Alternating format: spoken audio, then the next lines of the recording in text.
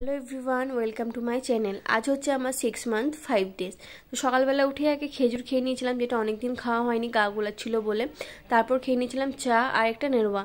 প্রেগনেন্সির সময় চাটা না খাওয়াই ভালো, কারণ চাটা খেলে রক্তচাপটা বেড়ে যায়। আমাকে যেহেতু সেন্টারে দিদিমণিরা বারণও করেছে, কিন্তু কি বলতো, দুধ চা তো একটু আমাদের শ্বশুরবাড়িতে যেহেতু লাল চা হয়, আমি লাল চাটা অতটা পছন্দ করি না, তাই খাইও না। আর চা আমি ঠিক অতটা পছন্দ করি না, কিন্তু এখানে এখন একটু খেতে ইচ্ছা করে তাই খেয়ে নিয়েছি। আর এই গরমে সত্যি কথা বলতে প্রেগনেন্সির সময় চা না খাওয়াই উচিত, সেটা আমিও বুঝতে পেরেছি, তাই আর চা খাই না আজকে দিনের পর থেকে।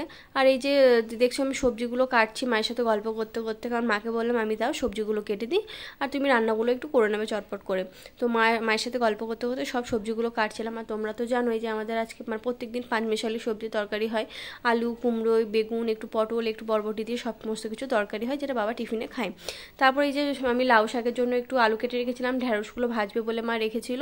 আর আমি খেয়ে নিয়েছিলাম 10টার সময় মুড়ি আর মিষ্টি। আর এই যে ডিম, গরমে ডিম সেদ্ধ খেয়ে আমার শরীরটা প্রচণ্ড খারাপ করেছিল বিকাল থেকে। তারপর একটু পেয়ারা খেয়ে নিয়েছিলাম, ওদিকে ডাব এনে রেখেছিল বাবা। তারপর বেদানা খেয়েছিলাম। আর এই যে গরম, দুপুরবেলা একটু ভাত টাত খাওয়ার আগে আমি ভাবলাম তাহলে একটু ডাবটা খেয়ে নিই।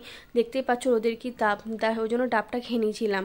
আর আজকে বলতে গেলে অনেক কটা ফল খাওয়া হয়ে গেছিলো, ওই জন্য অনিয়ম করে শরীরটাও প্রচণ্ড খারাপ ছিল। দুপুরবেলা ওই যে লাউ শাক, পোস্ত আর ঢ্যাঁড়স, আলু, বেগুন দিয়ে একটু ঝোল হয়েছিল, সেই দিয়ে ভাত খেয়ে নিয়েছিলাম। আর বিকাল থেকে প্রচণ্ড শরীর খারাপ ছিল, সেই জন্য কিচ্ছু ভিডিও করা হয়নি, কিছু খাওয়া হয়নি। মা বললো এনে একটু জিলাপি এনেছি, জিলাপি সেটা খেলাম। আর আমার একটা বান্ধবী যে পিৎজা করে, ও পিৎজা করে নিয়েছিল, ওটা খেতে খেতে আজকে দিনটা শেষ করলাম।